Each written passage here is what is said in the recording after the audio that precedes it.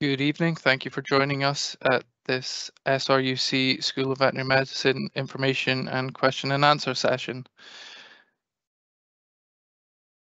We're joined this evening by our Dean of Veterinary Medicine, Professor Caroline Argo.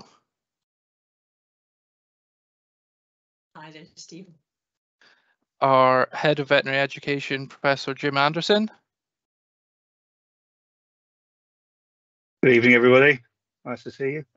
And our Director of Veterinary Partnerships, Dr. Vivian McKinnon. Hi, everyone. Thanks for coming along. They're going to share a little bit of information about the new school and associated veterinary course.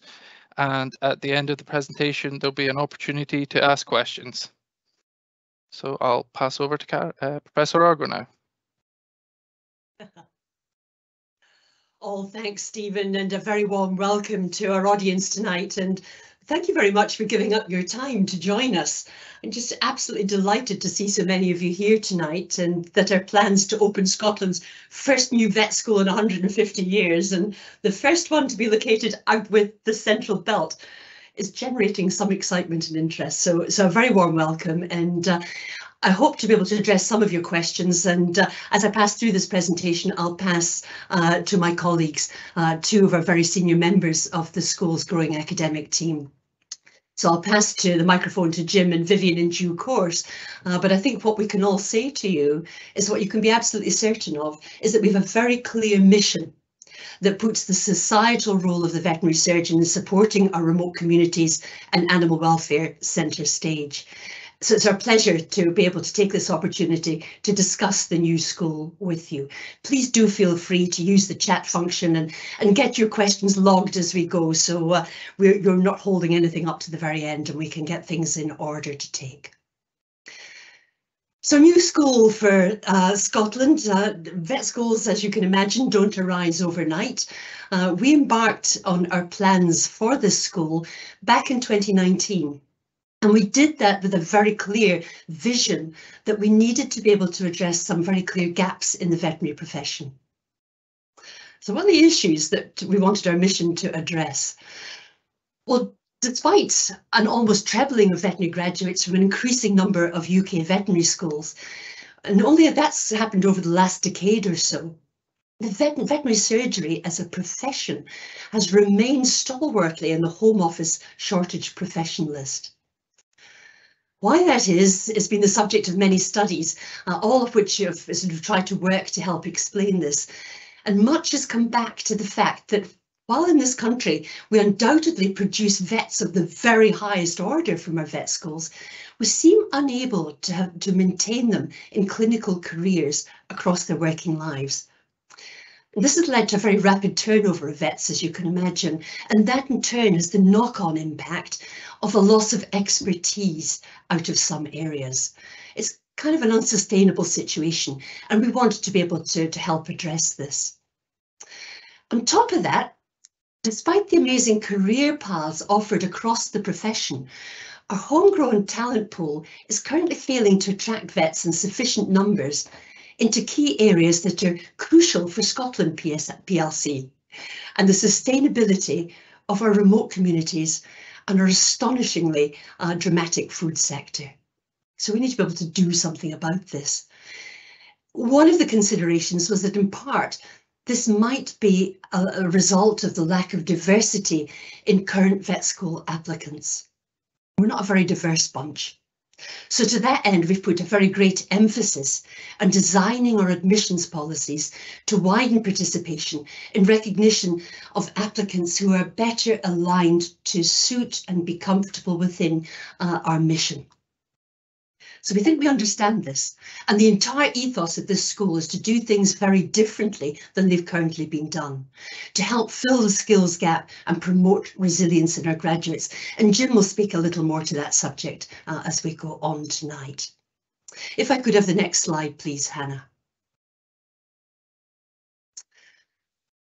Just for those of you who may be less aware of SRUC as an organisation, just to put it in context, we're a tertiary higher education institute. That means, of course, that we educate students both in further education through the degree portfolio and up into the postgraduate area. So PhD students and advanced practitioners and everything coming from that area. Organisation has a reach, as you can see from the map, that sits all across Scotland and the islands. But importantly, the remit of the organisation is directly to support Scotland's natural economy. And vets have a major part to play in that. SRUC has a long and well-established presence in the veterinary arena. We're not coming to this cold. We already deliver veterinary nursing education in the FE and HE entry points. We have internationally renowned groups of veterinary researchers, and our veterinary service teams deliver veterinary diagnostic and disease surveillance services for Scottish governments. So we're not novices in the veterinary area. For us, the development of a vet school, given our remit, was the next obvious thing for us to do. So over the course of our veterinary training programmes, we intend to make full use of the experience that resides within SRUC's multitude of campuses and its research prowess. But the decision was made to locate the physical core of the vet school on the Aberdeen campus. We'll make use of our Inverness campus as required, but principally we will be focused on the Aberdeen campus. Next slide, if I can, please, Hannah. So what are the big ideas sitting here?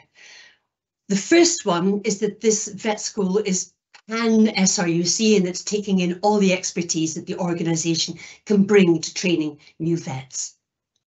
We will be the first tertiary vet school.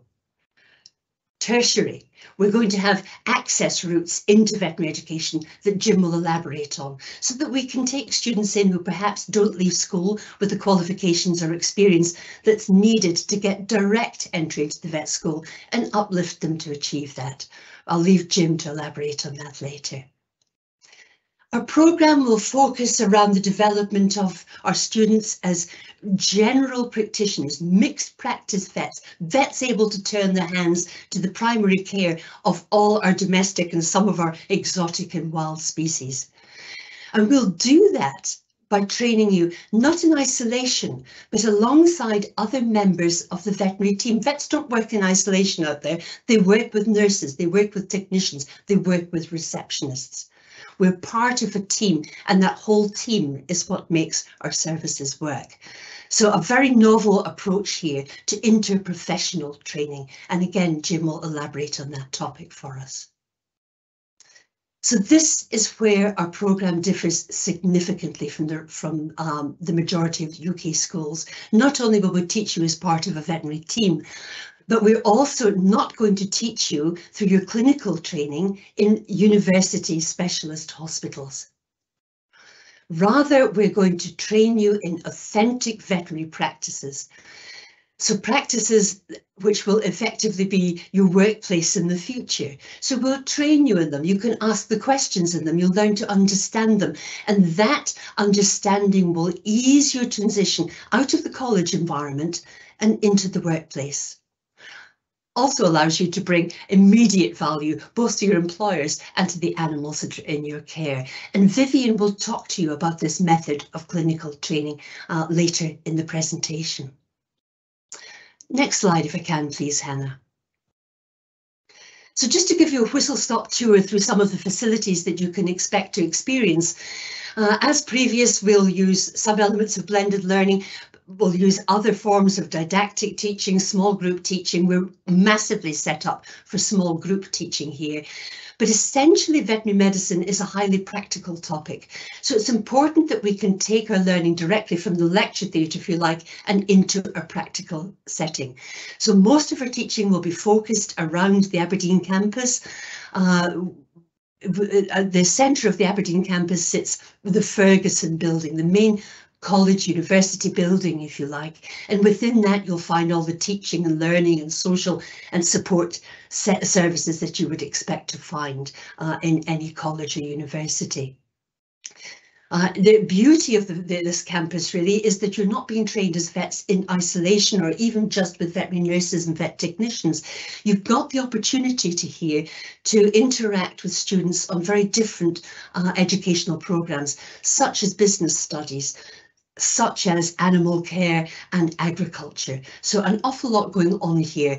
And again, a lot of it to do with the setting in which the vet will ultimately work. We also have developed quite an animal hub around the Mill of Craveston, part of our estate. Here we house the small animal handling settings, a very special one actually, and very well set up.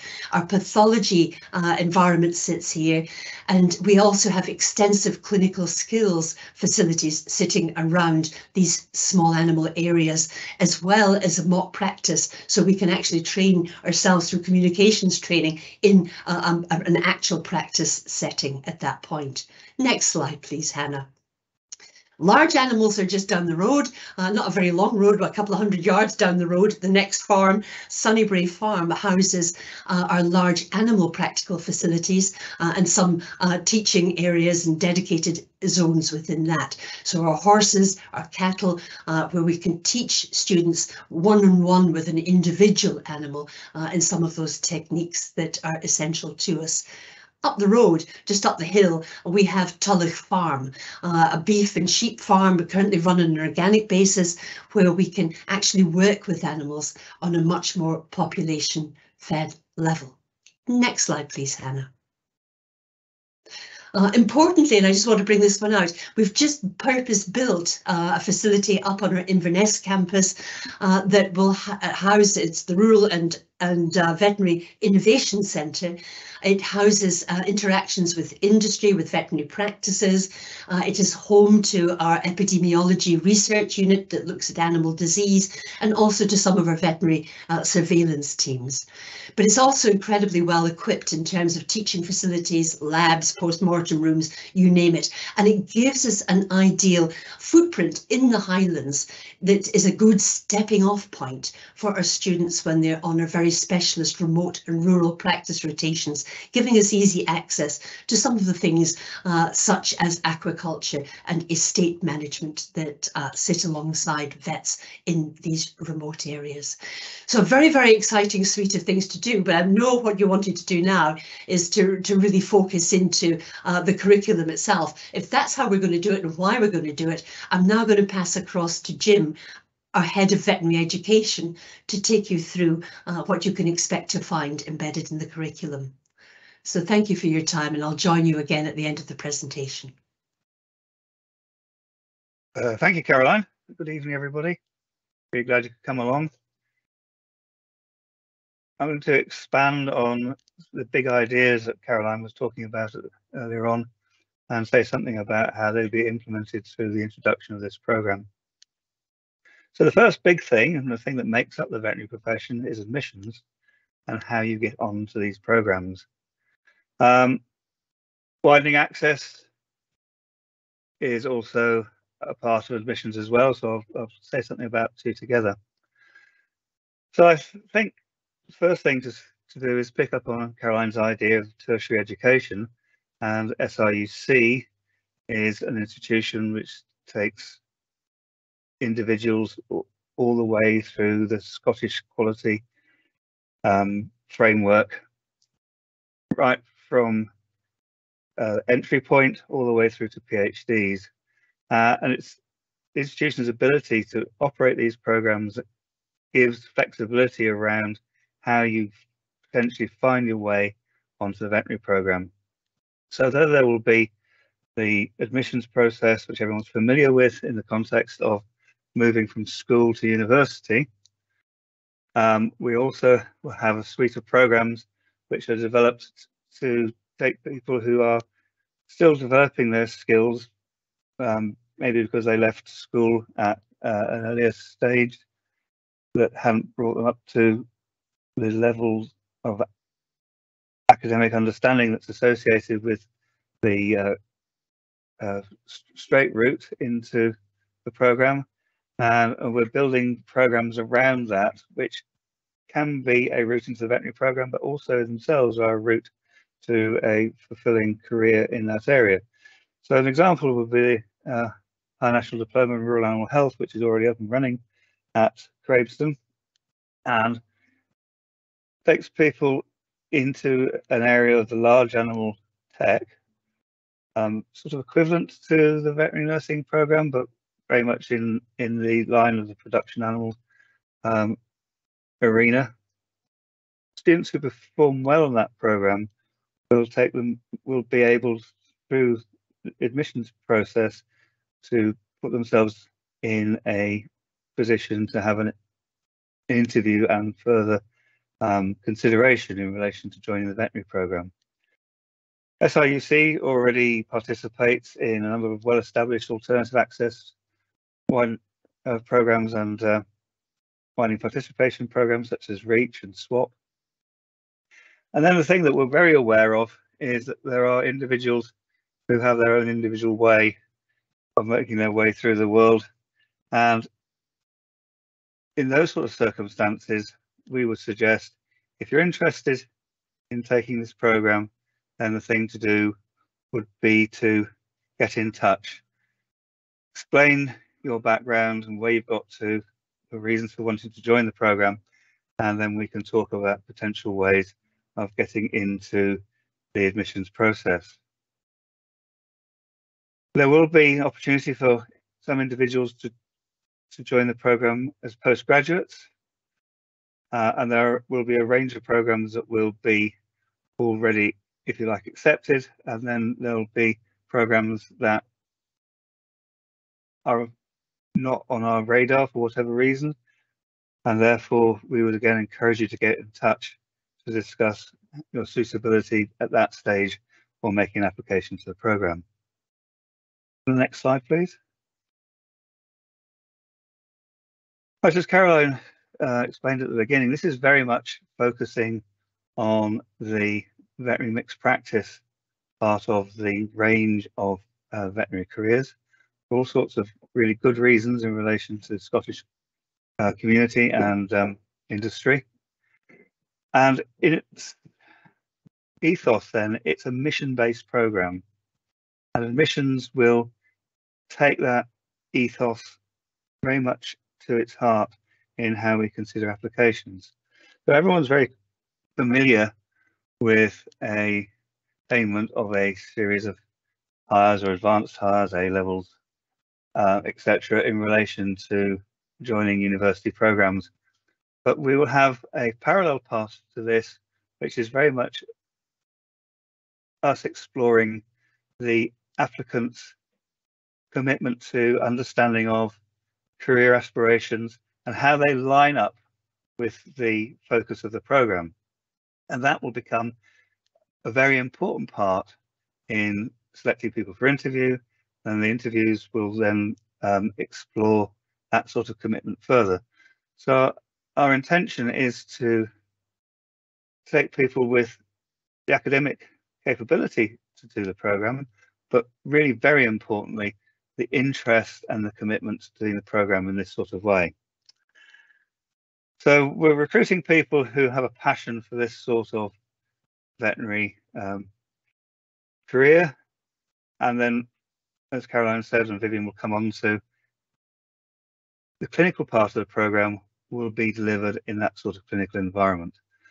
Again, getting experience about what it's like to be in these environments. So at the transition from being an undergraduate to being a newly minted veterinary surgeon,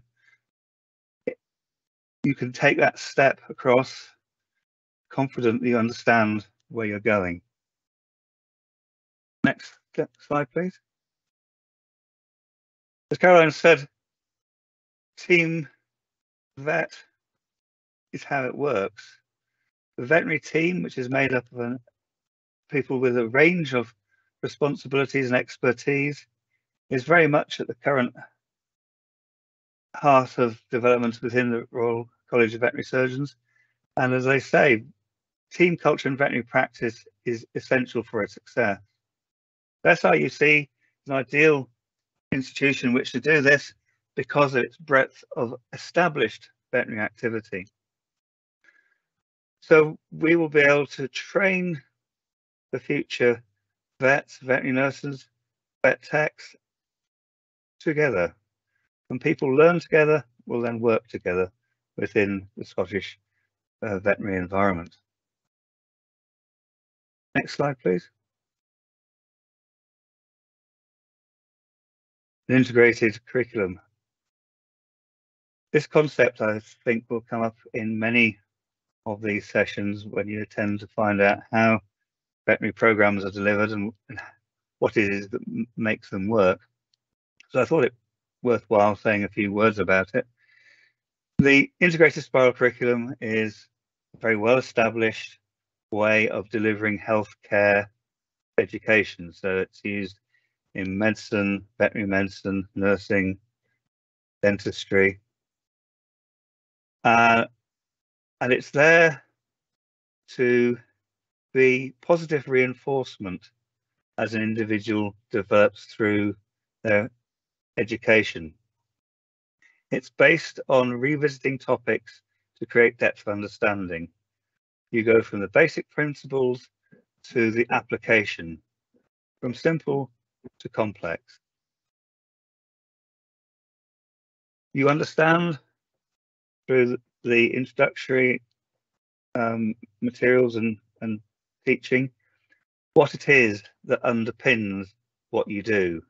So we take a student from understanding the principles to being able to put them in practice.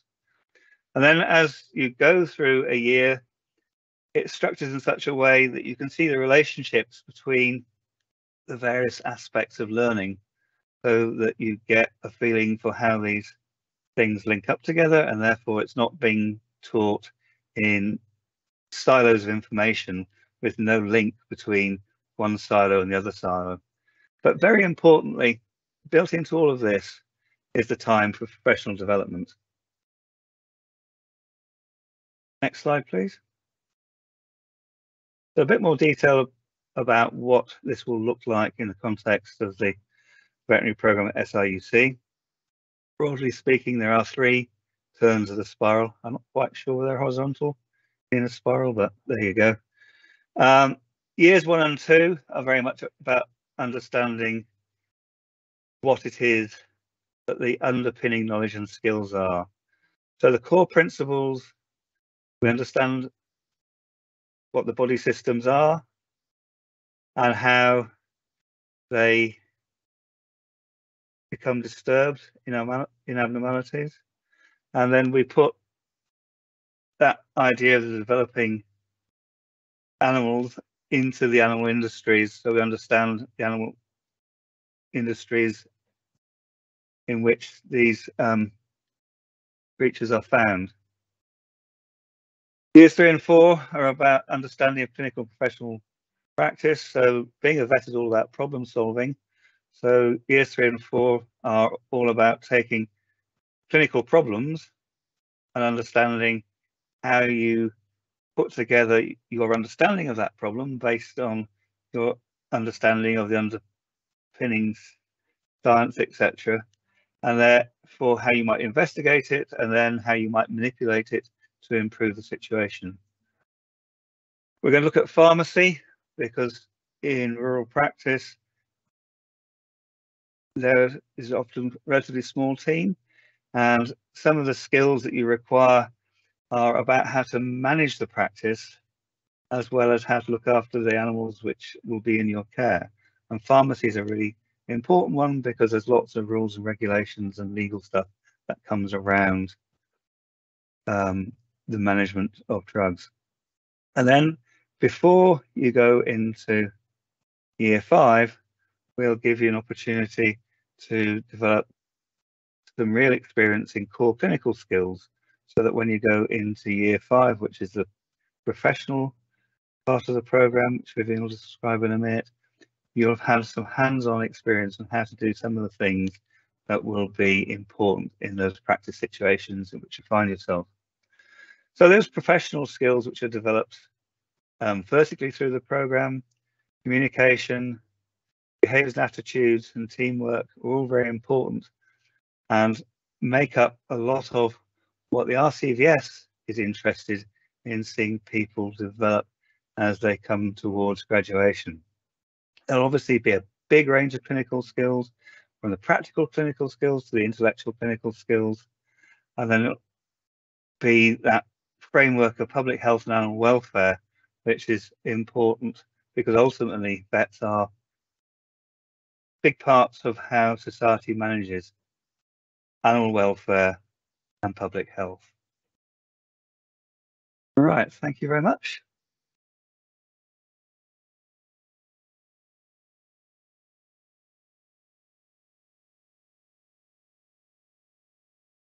Vivian? Oh, hello. Thank you, Jim. And so my main role as Director of Veterinary Partnerships involves collaborating with vet practices to deliver final year teaching. And as Jim has mentioned, during fourth year, students will develop hands-on clinical skills in preparation for their final year rotations. And final year is all about consolidating your learning and putting it into practice. So the calendar shown is an example of what your final year could look like, although the rotations might be taken in different orders to that shown. So here we've got 4 weeks each of core rotations in horse or equine practice, farm animal, companion animal, mixed rural practice, veterinary public health, and then 3 weeks each of secondary rotations for referral, selective and elective practices. And it's all interspersed with breaks for holidays, study time and clinical extramural studies. And looking at some of these in more detail, rural mixed practices treat all species of animals, as indicated by the variety of foot, paw and hoof prints you can see there. And veterinary public health explores the control of zoonoses, that's diseases which can be transmitted from animals to humans, and ensuring that the food on your plate is safe to eat and comes from animals which have been well cared for. So it's really important. It also involves the principles of disease control on a national or even international scale, such as bird flu and TB in cattle.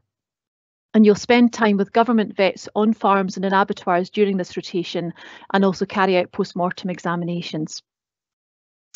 The secondary rotations have got an element of choice in them, and they could include referral practice, for example, canine orthopaedics, and the slide shows an X-ray of an elbow replacement, or working with pig, poultry, fish, zoo or wildlife vets, and also repeating a rotation you're particularly interested in. And all this is delivered via a distributed learning model, which means that your training takes place in real workplaces.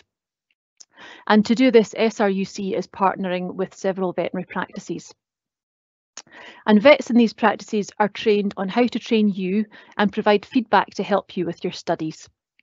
And during each placement, vet school staff visit to support the practice and the students there and make sure that all your training meets the higher standards which are required by the Royal College of Veterinary Surgeons. Next slide, please.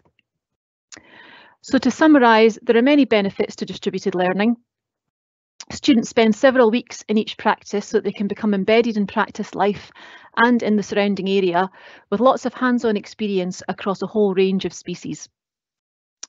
And throughout this period, students are mentored and closely supervised by veterinary surgeons in the practice and supported by visiting vet school staff.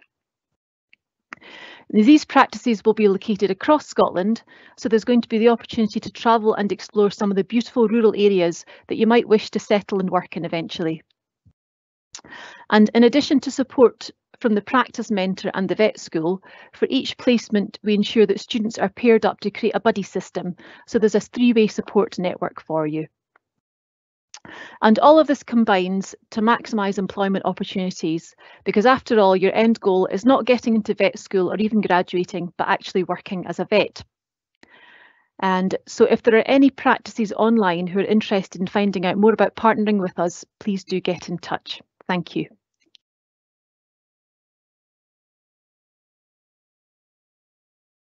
Thank you, Vivian and Jim. Goodness me, it's been a whistle-stop tour through, but I hope you can appreciate the sort of gravitas of why we're doing what we're trying to do, and I'm sure you've got many questions for us. I probably can start by dealing with the 2 that are probably going to be hottest off the press and most commonly repeated in the questions chat. As Jim was saying, we're in the process of pulling together that holistic process for looking at vet school admissions. So as soon as we have those consolidated and approved, we will be happy to share them with you. And the next question that always crops up is, when are you going to take your first group of students, Caroline? So at the minute, we will be ready, should things happen, to take students in this coming academic year, so this September. Why am I hesitant about that? I'm hesitant because we're waiting for one piece of paper. To actually launch a vet school isn't something you do lightly. It has to go all the way up through the process, and a piece of paper and that final approval has to come from Westminster Government and Privy Council. And I cannot begin to guess how long that might take in the current climate. So we're a little bit in the lap of the gods, but we'll roll with it. We have absolutely plenty to be getting on with and refining things and making sure that they are squeaky clean should we have to sit back a year. But that is the ambition for just now.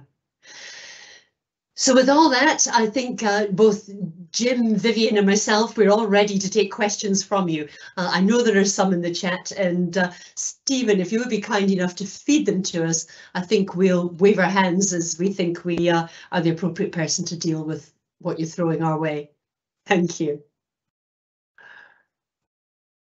Okay, so the first question is the course going to be fully accredited? I can quite happily come back to that. This is what we've seen Nottingham Vet School, Surrey, Harper Keele, probably UCLan, all declaring for new vet schools. The process is a well-trodden path. The accreditation of a veterinary degree programme doesn't come at the beginning when you decide to roll it out. We need lots of permissions from the Royal College and all the rest of it to be able to do that. So we'll be being kept an eye on, there's no two doubts of that.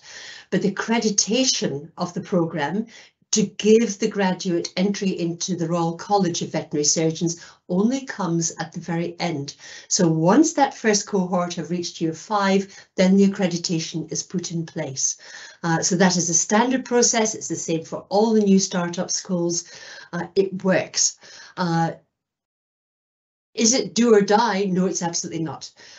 You will be graduating from a validated degree programme, so a degree in veterinary science in this instance. With that qualification, if there's any question about accreditation not being awarded immediately at the time of graduation of the first cohort, our students would have a fallback. The fallback is that they would be assessed by the Royal College's own examiners for entry to the college. So it is an absolutely belt and braces approach, but it is a standard approach, and accreditation comes in year 5. Thanks, Stephen. I don't know if Jim maybe wants to add to that, or was that answer insufficient? Any great more detail. That's how it does work. Yes. I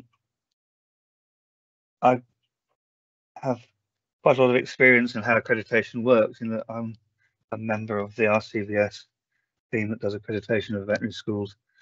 So my plan is to bring that experience of understanding the process to the development of this school to help smooth out the development towards accreditation. Thank you, Jim. So I'll take the next 2 questions in as one. I think you'd previously given the answer, but what are the Scottish Higher and Advanced Higher requirements, and what will the interview be like? Different stations or panel? That's all part and parcel, as we said in the last slide, I think, Stephen. Once we've got that absolutely nailed, and there's a lot of process that has to be adhered to, we can't rush at these things. They have to be looked at, reviewed by the organisation and wider before we actually get them approved. As soon as we have that approval, we will let you know. The plan at the moment is that we take a very different view on it. The chances are that our academic requirements will be slightly less than the traditional vet schools, but we are also looking at the person in the round. So as soon as we've got the answer, we'll let you know. And our next question comes from Lucy. Is the course large animal based? Will the final degree allow graduates to work as small equine farm animal vets? We obviously have a bit of a leaning with ourselves, but most of the vet schools probably would come under the same cosh. Absolutely. The Royal College will not allow us to select and direct and theme, if you like, limited licensure is the correct term for that, to actually focus in a particular area. No, we can't do that. We will absolutely be creating holistic, rounded vets at the end of the day with a very deep understanding of the areas in which we are focused. And again, I'll just open to Jim or Vivian if anybody wants to come in and add to that. The accreditation process is based on a series of standards published by the Royal College of Veterinary Surgeons, whose major aim is to acknowledge programs or accredit programs which graduate vets with a broad range of skills across a range of species and other professional activities. And underpinning these are a series of standards called the Day One competencies, and all veterinary programs have to deliver the Day One competencies. The RCVS are really interested in having a breadth of education, but within that framework, then they encourage a degree of focus, perhaps in a certain area, as long as it doesn't detract from the development of the basic competencies across the piece. The other thing that's changed enormously this year with the RCVS accreditation is that they have moved to a focus on general or primary care practice. So 70% of the program now has to be developed delivered with that in mind.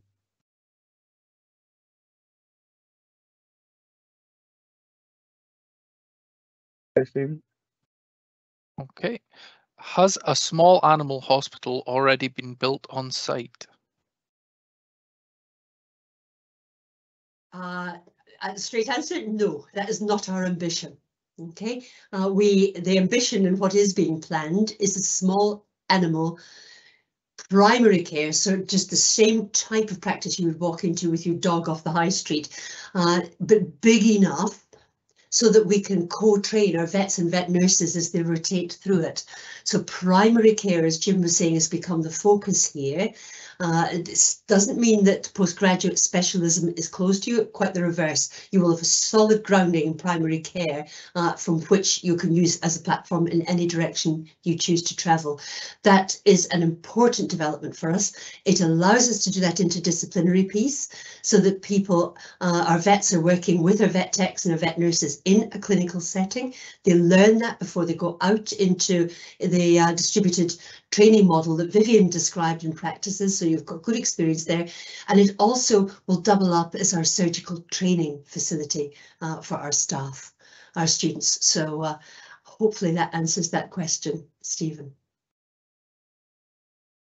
And how much of the training will focus on rabbits or exotic species? Exotics, Jim, perhaps I ought to pass that one to you. That's more of a curriculum topic, I think. I suppose, well, the same really is across the piece in UK veterinary education. One of the big advantages SRUC has is because it delivers the animal care program. The SRUC campus at Craveston has a very well stocked and looked after effective name for all these different species are, but it's got more rabbits, ferrets, toads, you name it. It's a very well put together environment because there's the animal care students are also being taught in there. Makes it unusual, not unique, but unusual within veterinary schools in the UK.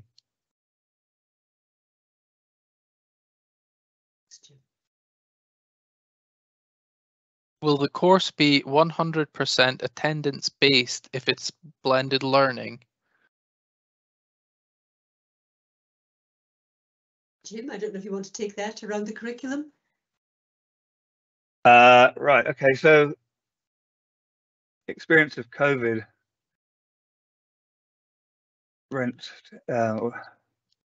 led to a rapid learning for institutions about how to deliver blended learning and what works, if you like, and what doesn't work. It emphasized that the moving from having lectures as being the only way of delivering material was seen to be not the most effective way of doing things. And the outcome was that the blended learning with prepared material for students to consider in advance, followed by an in-person and in-depth discussion afterwards, is perhaps a more effective way of helping people to get to grips with both the big concepts and the detail. And that works best face to face. Thanks, Jim. Is there a risk of graduates trained in mixed practice being perceived as being old-fashioned, given the increasingly specialised nature of the profession? Mixed practice on the whole is decreasing across the country. Thanks, Stephen. I would absolutely refute that point entirely. Specialism is open to everybody. Any vet can specialise in a chosen field if the options are there for them to do that. No, mixed practice in our rural areas is the absolute copper-plated bottom of the whole thing. In those areas, those situations, you've got to be able to turn your hand to most things.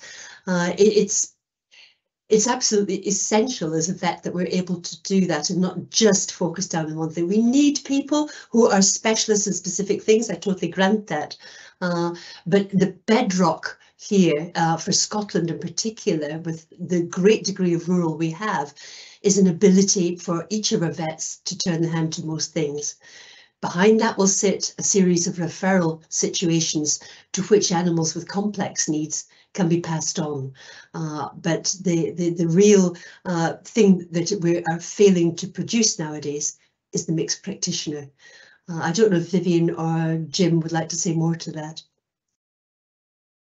Yeah, thanks, Caroline. Yes, I think we can all see that mixed practice is decreasing, and mixed practice is where often where the biggest recruitment issues lie. But the bottom line is, it is really, I think, one of those areas which is certainly, it's not going to go away. We're always going to have remote and rural communities in Scotland who need somebody who can do everything. We've all heard the term, a jack of all trades is a master of none, but the latter half of that quote is actually, but oftentimes better than a master of one. And I think we are reaching the point where we need a real cultural shift in thinking about the value of mixed practitioners really being a type of specialist. So generalism is something that should not be looked down on. It's something that should be very much valued. It's certainly a very demanding job, and I think, like GPs in human practice, they're really the one part of the profession that absolutely nobody can do without. Thank you.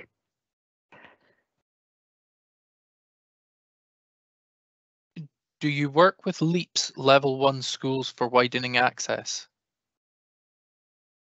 I'll defer to Jim on that one.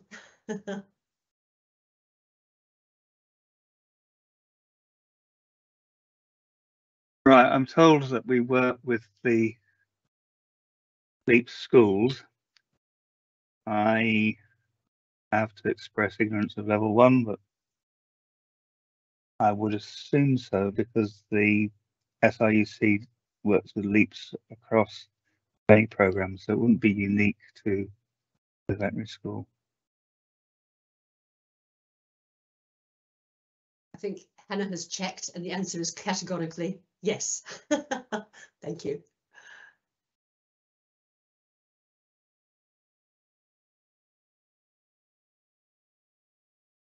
Can you do the vet med course part-time? How long is the course? Regrettably not. It is a very intensive programme. It's currently 5 years. That's set down by the Royal College. There are ways of condensing that, but essentially it encapsulates 5 years of work. No, it doesn't collapse into part-time very comfortably. I think that's ubiquitous. I don't think any of the vet schools in the UK would attempt that. And is there an age requirement? How old do I have to be to enter the programme?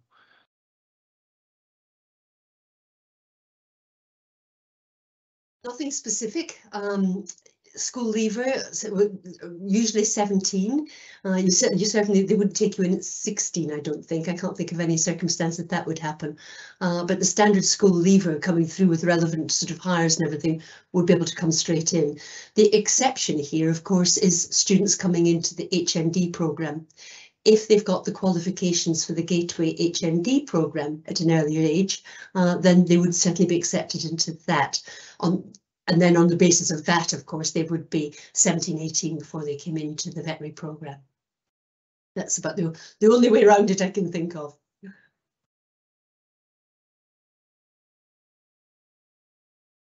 What are the fees if you're a Scottish postgraduate?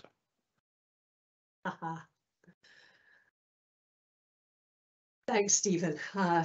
Unfortunately, as a second degree in Scotland, as most people know, it has to be self-funded. Therefore, it does come at a cost.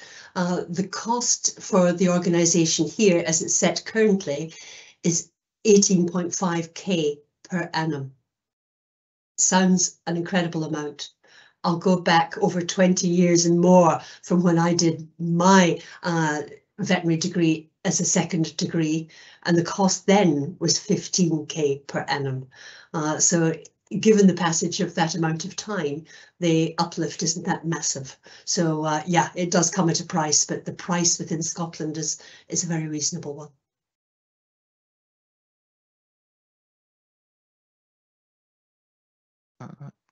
This one is about graduate qualifications. Does that mean that the level 3 diploma for veterinary nursing will be recognised as a possible entry for the course? Unfortunately not. At the moment, the level 3 diploma is certainly seen with a little bridging module as an entry route into the BSc in veterinary nursing, but at the moment not directly into the veterinary programme. We're desperately trying to find a route for our vet nurse, registered vet nurses to come into the vet school, but at the moment that is not it. And will the vet school have its own referral practice with on-site specialists, or will it be linked to local vet practices? It will be linked to local vet practices. It will be linked to local referral centres, so that everything you experience will be in a real world setting, not in, we call them less real, but not within a very highly specialised university referral setting. So yes, you will see referral cases, you will see them as they are done in the real world. How many applicants are you taking this year? Yep. I think this is another standalone that probably we haven't mentioned as we've gone through. The ambition here is to really focus on Scottish students for Scotland. So we're not looking to train hundreds of thousands of students. We're looking to graduate around 50 students on an annual basis. So once the school is up and running, we're only looking to take maybe 60 students in at the bottom end, at the starting point. So first cohort, we're going to be very, very particular and special about that. It wouldn't distress me at all if that was half the eventual intake. So 30 would be somewhere between 30 and 60, I think, Stephen, to give a long story for a short answer. Do all clinical placements take place in year 5? No, but I'll pass to Vivian. The ambition really is to start the distributed piece very early on, and it won't only just involve practices, it'll involve animal shelters, specialist farms. Vivian. Thanks. Yes, so the final year rotations, final year officially starts around about the end of May, beginning of June, after fourth year, so before the traditional summer holidays. But yes, there will be some clinical training throughout fourth year as well, to get people ready. And as well as that, there will be the preclinical experience on farms and other places as well, as Caroline mentioned. Thank you.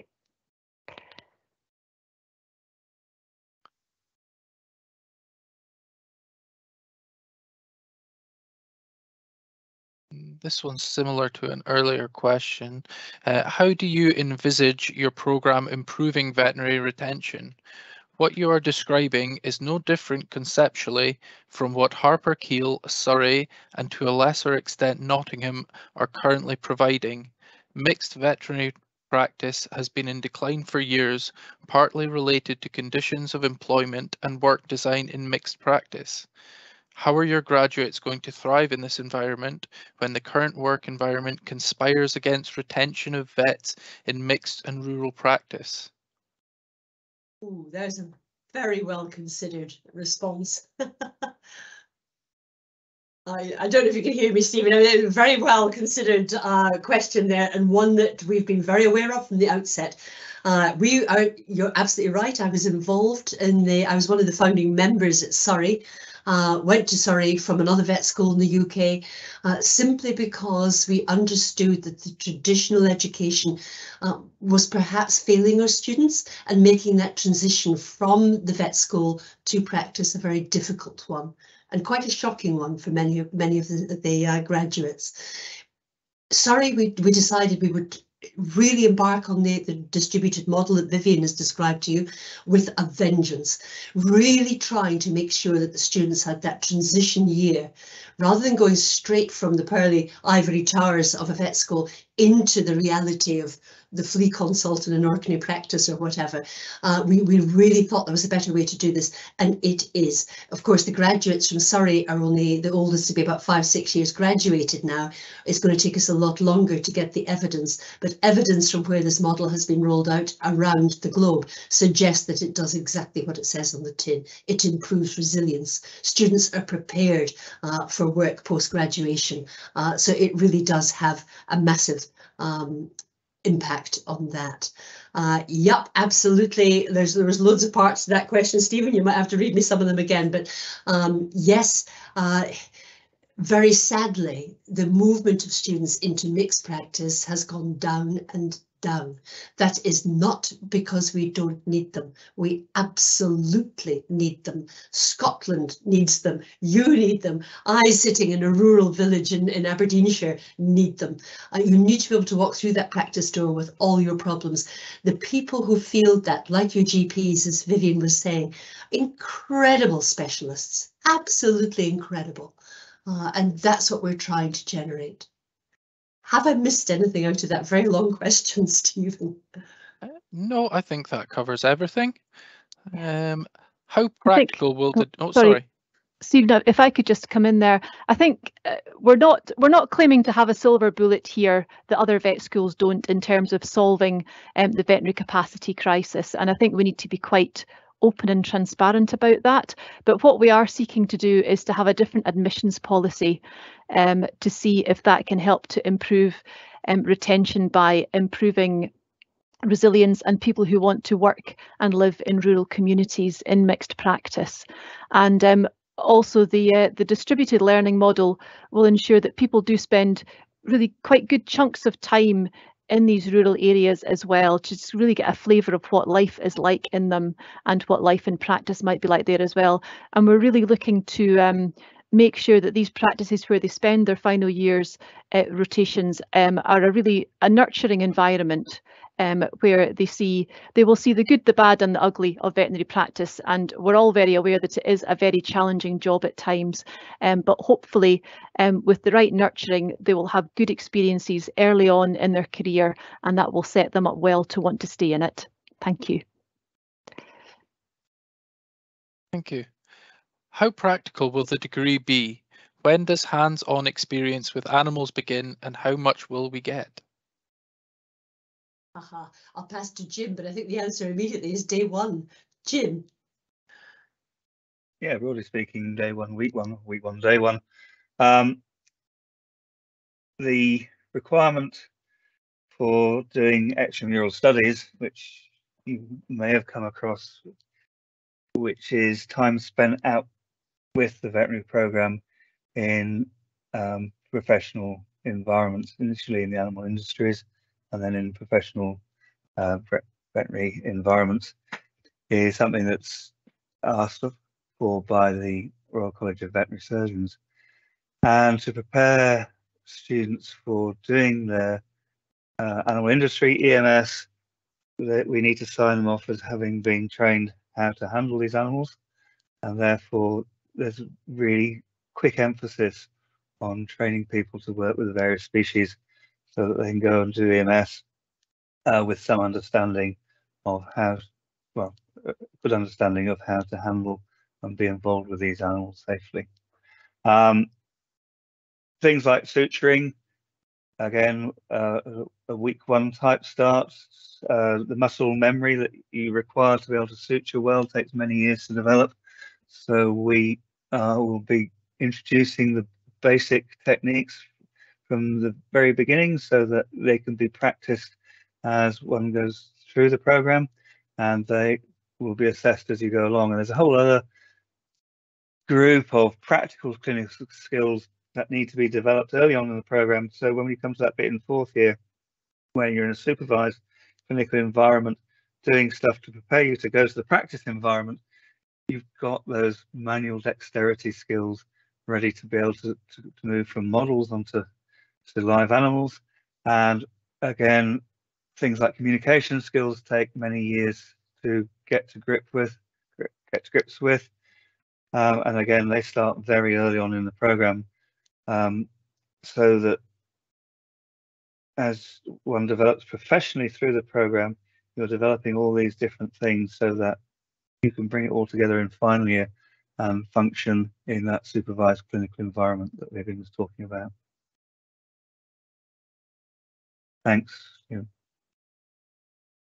With regard to being trained in external practices, how will it be regulated to ensure everyone gets a good and similar experience?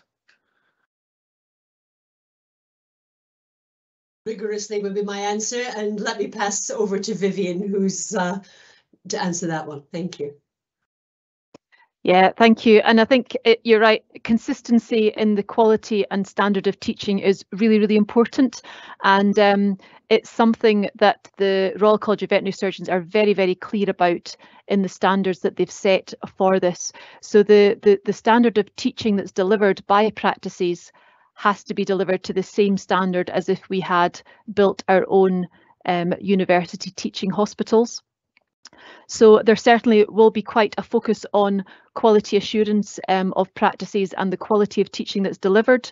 We will be training veterinary practices who want to partner with us to deliver that teaching, and then we will have clinical mentors who will be visiting the practices on a weekly basis as well when their students are there to make sure that everything is up to the right standards. And we're aware that this will be quite time consuming for practices. It's not something that will be something that all practices will want to do or even be able to do, but we're confident from how it's worked out in other vet schools that we should be able to deliver this.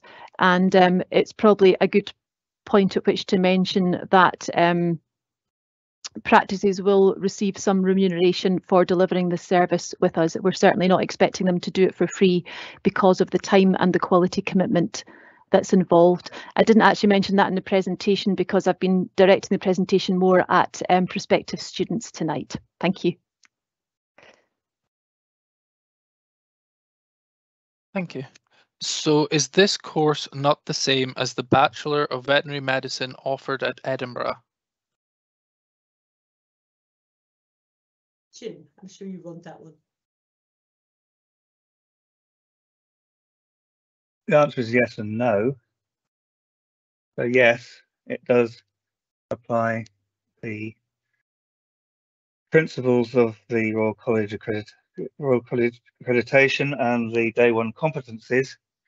I don't have the same degree of experience with the programme at Edinburgh as I do at Glasgow, but broadly speaking, the Edinburgh and Glasgow clinical experiences are delivered in university-based hospitals, which by their very nature are not primary care, because though they might have some primary care parts to them, the biggest operation is secondary and tertiary referral. So I think that's the biggest difference, based on my understanding of how Edinburgh programme is delivered.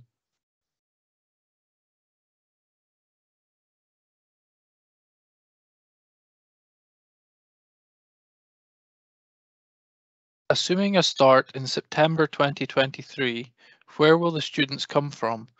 The course was not in UCAS in August 2022.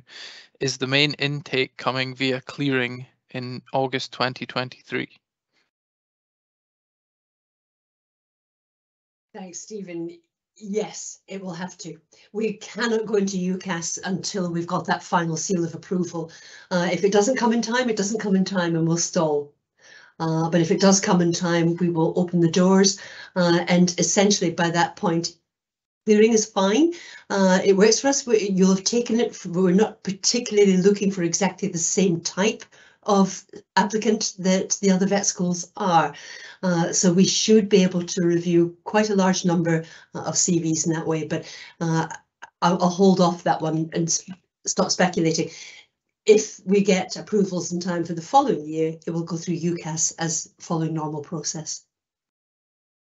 Okay.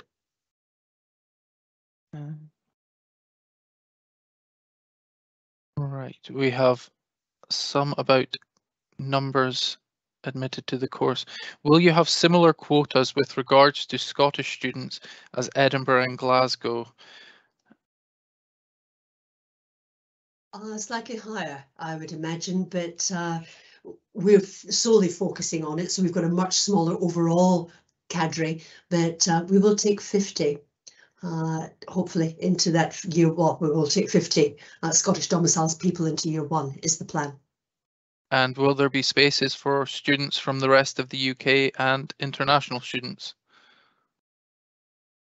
International, no, it's not where we're intending to head. Our UK, possibly 10 places that we could do that. 50 come from the Scottish domiciled group, that we could potentially take another 10 from our UK, being that the rest of Britain has remote areas, very Scotland-like areas, so students that actually fit our mission and want to do that are open to come. Are the teaching staff being hired already? Or yes. Yes, we'll roll out the teaching staff progressively, Stephen. But yes, we have of mid-March, I think we're up to 15 for that first year. That certainly exceeds the number we kicked off in Surrey with. So yes, we're well underway. is there an opportunity for experience in the SRUC lab prior to applying to help support an application? Absolutely, talk to us. We can facilitate things of that nature. Good call.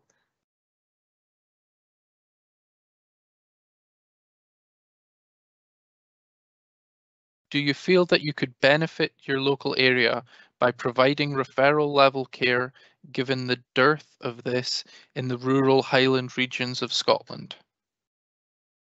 A really interesting point, actually. I suppose there is potential there to do that, but we are actually seeing quite a change in the professional environment around, particularly the northeast, in that arena and Inverness. So referral hospitals are not non-existent here, and I think there's quite a big business case that would need to be made to say, is that something that would benefit the community, or is it something that's better left in the hands of the commercial practices? But yeah, it is changing, and it's a good point, but that's not the point here. The point here is to train generalists. So hope that answers that one, Stephen. Thank you. What work experience requirements are you recommending for prospective students? Jim, is that something you would choose to answer? Or? I can't do Caroline. Yeah. The application admissions process is based on our understanding of the applicant in relation to their commitment and understanding of remote rural practice, primary care practice. So what we're looking for is people who can evidence that in some way. So it doesn't mean you necessarily have to come from one of these areas. You may well come from somewhere in Edinburgh or Glasgow, but have taken the opportunity to visit an area like that and take part in activities around the animal industries, veterinary practice, etc. I think to be prescriptive about what the evidence is could be limiting. So I understand without some sort of list of things what to do, it's difficult to understand what to do or be confident that you're doing the right thing. But I think ultimately, if you're building up a picture of someone who has aspirations for a career in that sort of environment, then that's the right way to go. And we also understand that for all sorts of reasons, getting access to these sorts of opportunities can be difficult. So putting very prescriptive time periods on it can make it challenging for people who are finding it difficult for whatever reason to get those experiences. So it's presenting the picture, the evidence, and putting your application in that context, which is the important thing.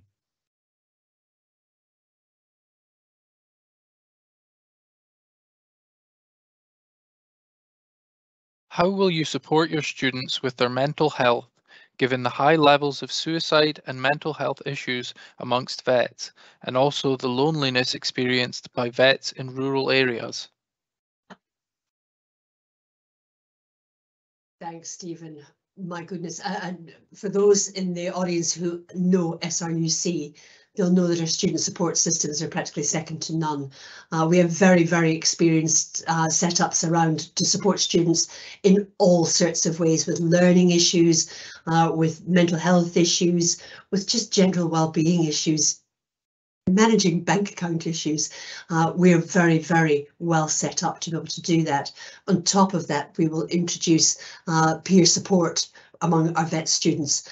Works incredibly well so that you have a go-to person to talk to if you're in trouble and you're not prepared to come forward and speak to anyone else. And the academics likewise are all trained inside out to recognise warning signs and be able to signpost their students in the right direction to see if the appropriate help. So yeah, it's a horrendous situation. I think one of the big areas that we will help in with that is by having a much smaller group of students in a year, doing a lot with small group teaching. Our students will know their staff, they will know each other better, and that in itself is a massive protection from some of the trials that are out there. So we're aware, and it's not something we take lightly. We will support with everything we've got. I think if I can come in as well, Stephen, thanks. Briefly, I think we're under no illusion that the transition from being a final year student to being a vet is an enormous one. It's a much bigger transition than it is from leaving home to go to vet school in the first place. And that's really part of the distributed learning in final year, is people spending a good chunk of time in a practice and getting to know the practice team there, finding out a wee bit more about what goes on in that small town or village as well, and really finding out if it's a place where they would like to live and enjoy living there as well. So it's the whole model is geared towards easing the transition from student life into working life as best we can, and really just nurturing people on that journey. Thank you. Will you have an open day? Yes, absolutely. When the time is right and everything is there, we will do exactly that. But I would like to see us with the approvals and on course before we actually go to do that. But as soon as we've got the go ahead, yes, absolutely, we will invite all comers. Would an HND in applied science, chemistry or biology be accepted for entry?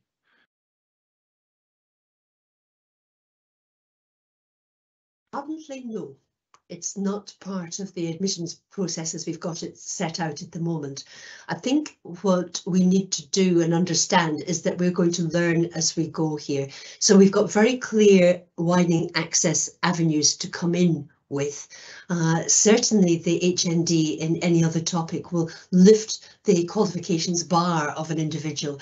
So it could be that given the school qualifications and everything else, and the holistic view of the person, that all amounts to something that would take you over the bar and into interview, but it will be very much an individual basis. And the final question for this evening, will students be living on campus? And will there be societies or a student union? There will certainly be a social life, there's no two doubts with that. The campus we use at the moment that's closest to us is the Hill Head campus. It actually belongs to the University of Aberdeen. And the reason we use that as a halls of residence for usually first years, only the first years generally want to live in halls. After that, you're kicking off into shared flats in town. But the Hill Head campus stops vet students living in a silo. They're there with other students studying other topics around them and all the social, educational, sports facilities that you could possibly ask for.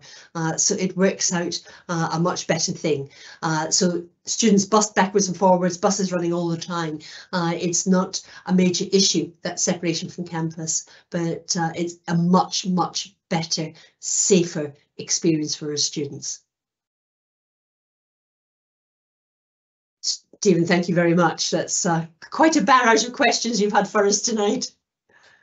Yes, no, that is all the questions. Thank you very much to all three of you for taking the time to answer them all. I think it's been very informative for everyone. The last point I would like to make before turning back to Caroline to say good night to everyone. Our Rural Animal Health HND has an open day on Thursday at 4 p.m. If there is anyone interested in finding out more about our HND pathway into the veterinary science degree, that can be booked on the website the same way as this session was booked into. So with that, I'll pass back to Caroline to say our final goodbye. Well, I hope it's not a final one, guys, but I will say good evening to you and thank you very much for your time. Very aware that some of the questions you may not feel we've answered as fully as you would have liked or given in the expected way, or other questions may have arisen. Absolutely delighted if you want to fire those questions forward and we will try and deal with as many as we possibly can there. But do hold contact. We will try and keep progress in the vet school up and in front of your eyes, particularly on the website for the organisation. So stay in touch, looking forward to it, incredibly excited and very, very grateful to be surrounded by such high calibre supportive staff as they come into the school. Very, very impressed. Thank you and have a good evening.